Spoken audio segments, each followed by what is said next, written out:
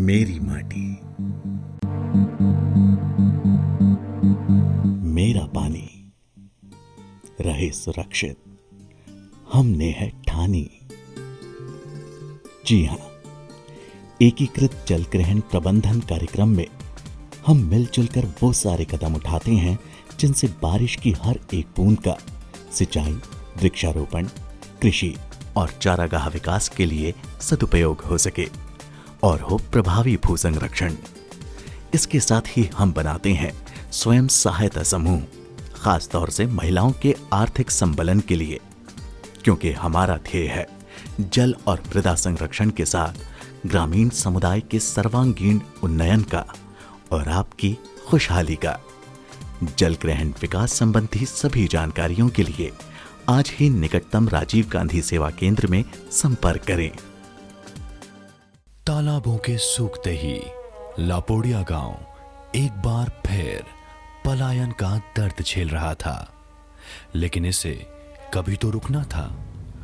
वक्त बदला, गांव एकजुट हुआ। सबसे पहले चारागाह में मिट्टी की दीवारों से चौके बनाए। बारिश में चौकों ने पानी को रोका और बचे पानी को निथार कर तालाबों में जाने दिया। नतीजा, चारागाह में नमी बढ़ी, अच्छा चारा उगने लगा और दुग्ध उत्पादन बढ़ा। तालाब लबालब हो गए, भूजल स्तर ऊपर उठा, गांव में ही रोजगार के साधन जुटे और पलायन रुका। खुशियां एक बार फिर घर घर खेलने लगी। अब न रुकेगी, क्योंकि जल से है खुशहाली। सुनो जी, अब तो हद ही हो गई। अनीता सुनीता के बाद अब तो गीता बबीता ने भी अपने घर में आरओ लगवा लिया है। आप तो मुझे बस आज ही आरओ लगवा कर दो। हाँ, अरे पर मोहल्ले में किरकिरी होती है। अरे भगवान, हमें कहाँ जरूरत है आरओ की। आज हमारे ही नहीं बल्कि अधिकतर शहरों और गांवों में सतही स्रोतों का मीठा पानी आधुनिक तकनीक से शुद्ध कर घर घर पहुंचाया जा रहा है। आरओ की जरूरत सिर्फ वहीं है जहां भूजल के पानी में खारापन हो। और हाँ, आरओ के इस्तेमाल से बहुत सारा पानी बर्बाद भी तो चला जाता है। अच्छा, तो फिर वो गीता और बबीता अजी होड़ा होड़ी छोड़ो और सच्चाई से नाता जोड़ो।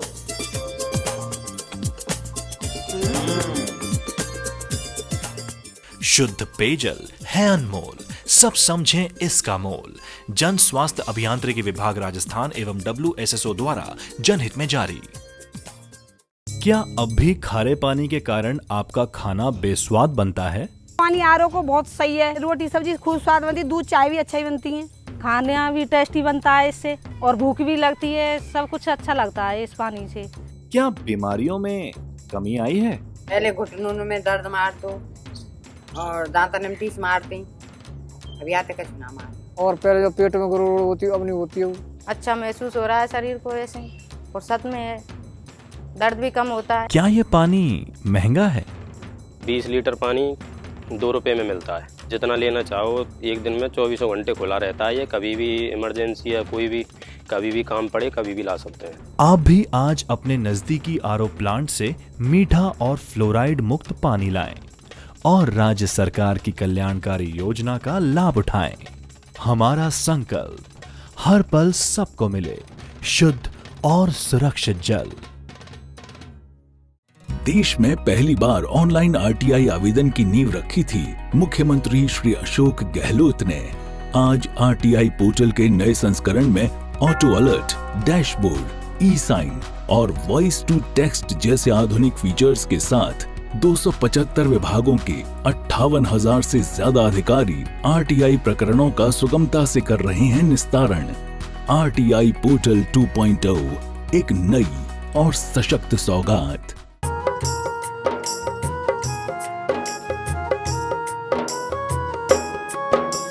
रामचंद्र कह गए सिया से, रामचंद्र कह गए सिया से, ऐसा कलयुग आएगा, पानी होगा घी से महंगा, कौन इसे पी पाएगा। हे रामचंद्र कह गए सिया से।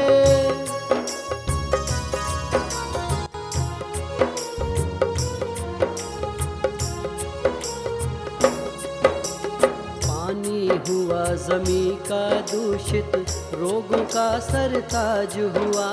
पानी जनित बीमारी से ये मानव अब बर्बाद हुआ। अब भी नहीं जागे तो पानी, अब भी नहीं जागे तो पानी मौत की नींद सुलाएगा। पानी होगा घी से महंगा, कौन इसे पी पाएगा। हे रामचंद्र कह गए सिया से। बाबा कहीं पानी घी से महंगा हो जाए लो, वो किया। बताता हूँ बेटा, बताता हूँ। तो पहले बैठो तो सही, बैठो बैठो। सबसे पहले तो ये बताओ कि आवड़ा कुआं में पानी को कहीं हाल है। बाबा बापू कल माँ से कह रिया हा कि कुआं में घंटे आध घंटे में ही पानी टूट जावे और फिर एक दिन में भर पावे है। कुआं गहरा होने से बिजली भी ज्यादा लाग रही है। खेतों में पानी लगाना महंगाई का सौदा हो रहा है। और अपने गांव में पानी की टंकी है, उनको कहीं हाल है। उनमें कभी कभार पानी आवे बाबा, वो भी कद खत्म हो जाए पतो ही को नहीं चले, और पानी का बर्तन रीता का रीता रह जावे। अरे वो अपने गांव में हैंड पंप ही तो है। बाबा आपसे कहीं छुपे हुए है। बारिश के कुछ दिनों बाद तक तो उसमें से पानी निकले और बाकी दिनों में निकलती है हवा। कुआं गहरा होगा, पानी की आवक कम होगी, टंकी रेत की, और हैंडपंप पानी कम हवा ज्यादा देवे, तो कहीं आवे था के पानी। बताओ बताओ कहीं आवे।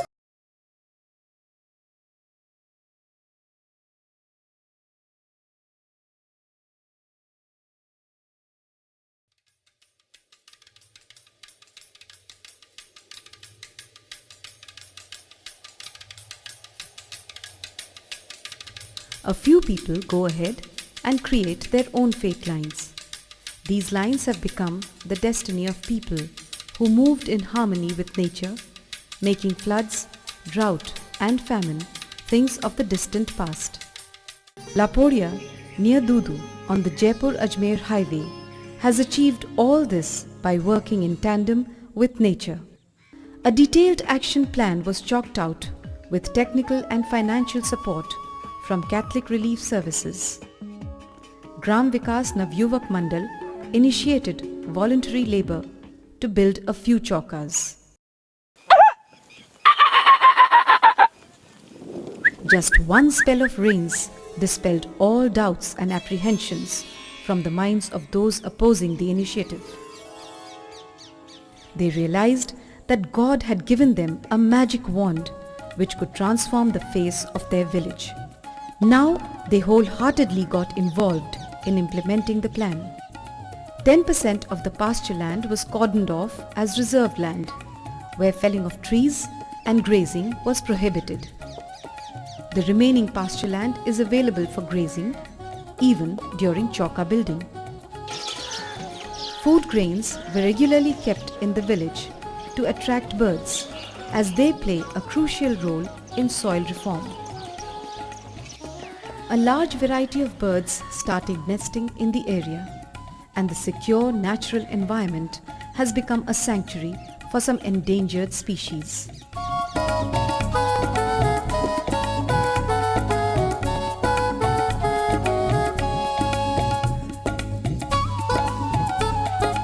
In the pastureland, the design of the chaukas was being improved upon with active participation of the villagers. The adjoining villages had also started building chaukas in their pastures. It is imperative to know all the details of the area and natural watercourses. A comprehensive village map with all the necessary features of the existing water resources of the village is painted on a wall for everybody's information. This map forms the basis of the watershed activities. Detailed layout planning of the chaukas is done by determining the actual slope of the pastureland using a very simple technique. The main bandh or dikes are built on the contour lines across the slope up to a sufficient height to take care of excessive rains or floods. Depending upon the average rain intensity, the side bandhs of the chauka are built. The height up to the middle of the side bandh is kept 2.5 feet. which gradually tapers as the level of water also decreases away from the main band. The chauka is built in such a way that a maximum depth of 9 inches of water is maintained, which is favorable for the growth of grasses. The arrangement of the chaukas is such that the overflow from one chauka moves to the other and finally gets diverted to the village pond through a natural course or a man-made watercourse. These chaukas are transforming the pasturelands into a lush green carpet, bringing it to its zenith, where nearly 30 different species of grasses have come up, and one or the other is available all round the year. Some of these grasses have medicinal values, and their consumption by the livestock ensures good health.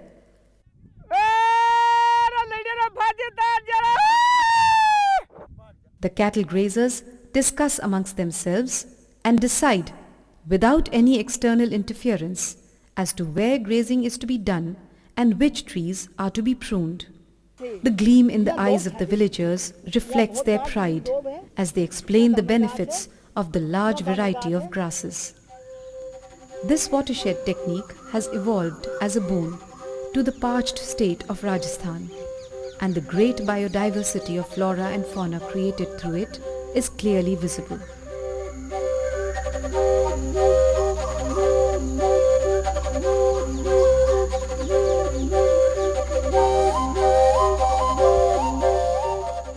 The area has become a safe haven for the innumerable species of birds. They have ample amounts of grass seeds, which is their favorite food to feed upon. Besides these seeds, they can feed on the grains kept by the villagers. They have become the friends of the farmers as they eat only the worms and pests infesting the plants and not the ready crop. The chaukas provide more surface area for a greater amount of rainwater to percolate down and replenish the groundwater resource. This groundwater is used for drinking and irrigation purposes through open wells. Lakshman Singh and the people of Laporia not only made chaukas but also took care of the forsaken village ponds by repairing them. They also created new ponds in the area. Land which is not reserved by the Rajasthan Forest Department is the next crucial concern of Laporia. They dream of making it a safe place for birds and animals who are active participants in the process of land reclamation. They aim at creating a sustainable, natural environment which caters to all the local needs. Laporia has proved that maintaining complete harmony with nature and using a simple technique, the captivating Garden of Eden can be recreated on earth.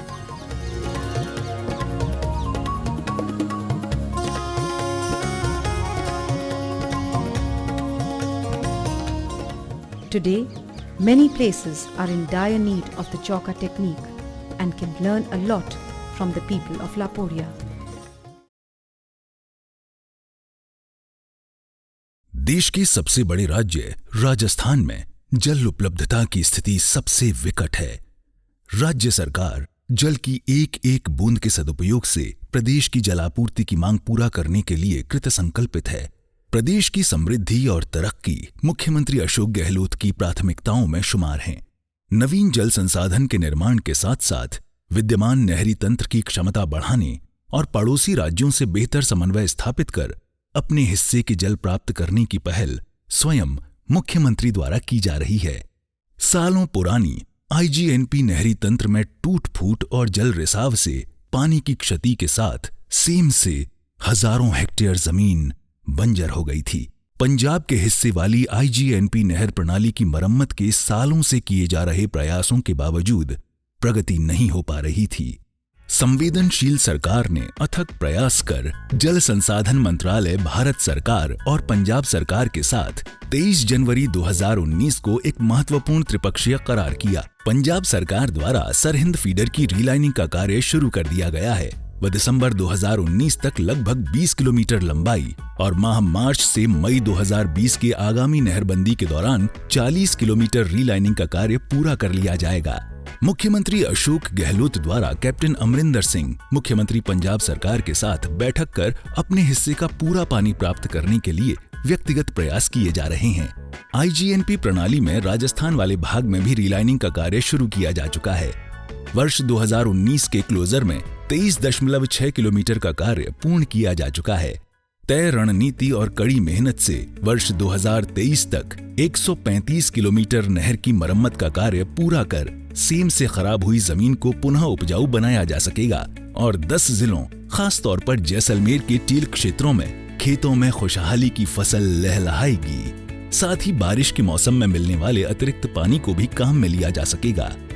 Dholpur, Baran, Jhalawar, Kota आदि जिलों में प्रगतिरत 19 नवीन सिंचाई परियोजनाओं से 2.72 lakh hectare नए command सृजन के साथ विद्यमान नहरी तंत्र की क्षमता वृद्धि के लिए विशेष परियोजनाएं संचालित हैं। जायका से वित्त पोषित जल क्षेत्र आजीविका सुधार परियोजना RWSLIP के अंतर्गत राज्य के 27 जिलों की 137 परियोजनाओं पर 4.7 लाख हेक्टेयर कमांड क्षेत्र में 2,348 करोड़ रुपए राशि से बांध, नहरों के जीर्णोद्धार के साथ उन्नत कृषि, प्रभावी मार्केटिंग, जल उपभोक्ता संघ के संगठनों का गठन और क्षमता संवर्धन के साथ प्रगतिरत हैं। एनडीबी से वित्त पोषित रेगिस्तान क्षेत्र के लिए राजस्थान जल क्षेत्र पुनर्संरचना परियोजना RWSRPD से 3,291.63 करोड़ रुपए लागत से IGNP स्टेज 1 के 4.84 लाख हेक्टेयर कमांड क्षेत्र में नहरी तंत्र सुधार के कार्य प्रगतिरत हैं,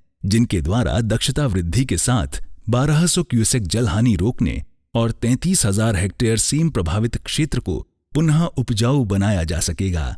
राज्य की वित्तीय चुनौतियों के बावजूद मुख्यमंत्री अशोक गहलोत द्वारा जल क्षेत्र को वर्ष 2019-20 में 3,322 करोड़ का बजट उपलब्ध करवाया गया है।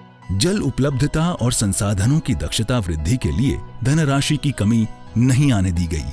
आवश्यकता अनुसार प्रगतिरत परियोजनाओं जैसे सरहिंद फीडर, नर्मदा नहर आदि के लिए मुख्यमंत्री द्वारा 390 करोड़ का अतिरिक्त बजट उपलब्ध करवाया गया। इसके साथ बजट भाषण वर्ष 2019-20 में बड़े बांधों के जीर्णोद्धार, आधुनिकीकरण और सुरक्षा प्रबंधन के लिए 965 करोड़ रुपए लागत की ड्रिप सिंचाई परियोजना प्रारंभ की गई, जिसके अंतर्गत राज्य के बड़े बांध जैसे बीसलपुर, छापरवाड़ा, माही, सोम कमला आंबा, गंभीरी, मात्रकुंडिया, सुकली सेलवाड़ा, जवाई, छापी, राणा प्रताप सागर, कोटा बैराज आदि की निविदाएं इस वित्तीय वर्ष के अंत तक आमंत्रित कर ली जाएंगी। पहली बार इन कार्यों की रूपरेखा विभाग के अभियंताओं द्वारा तैयार की गई, जिसकी प्रदेश ही नहीं पूरे देश भर में भूरी भूरी प्रशंसा की गई। बेहतर जल प्रबंधन के लिए एक क्रांतिकारी बदलाव लाया जा रहा है। राष्ट्रीय जल विज्ञान परियोजना के तहत 860 संयंत्र स्थापित किए जा रहे हैं, जिसमें मुख्यतः बीसलपुर, माही, जवाई बांध और नर्मदा व भाखड़ा नहरों पर स्काड़ा प्रणाली स्थापित की जा रही है। IGNP प्रणाली पर स्थापित स्काड़ा प्रणाली से वेबसाइट पर पानी रियल टाइम की स्थिति में आम जन को सुलभ है। सूझबूझ भरी रणनीति को देश भर में सराहा जा रहा है। वर्ष 2019 में केंद्रीय जल शक्ति मंत्रालय द्वारा जल संरक्षण श्रेणी में नर्मदा नहर को प्रथम और IGNP की तेजपुरा माइनर को सिंचाई दक्षता में वृद्धि के लिए द्वितीय पुरस्कार से सम्मानित किया गया। इस अवसर पर मुख्यमंत्री द्वारा ट्वीट कर विभाग को बधाई दी। मुख्यमंत्री अशोक गहलोत के प्रयास रंग लाने लगे हैं। यमुना जल भरतपुर जिले के टेल पर पहुंच रहा है। नहरी तंत्र के टेल क्षेत्रों में जलापूर्ति में सुधार हुआ है, जिसमें IGNP नहर के टेल क्षेत्र में स्थित जैसलमेर जिला और सिद्धमुख नहरी तंत्र के टेल क्षेत्रों में प्रभाव दिखने लगे हैं। प्रभावी जल प्रबंधन से टेल एंड के किसानों को पूरा पानी तय समय से मिल रहा है। नहरों के जीर्णोद्धार से रिसाव की समस्या खत्म होती जा रही है। सीम से प्रभावित जमीन धीरे धीरे फिर उपजाऊ हो रही है। किसानों की आजीविका बढ़ाने और उनके जीवन स्तर में सुधार के सुखद परिणाम सामने आने लगे हैं। खुशहाल और समृद्ध राजस्थान का सपना धीरे धीरे सच हो रहा है।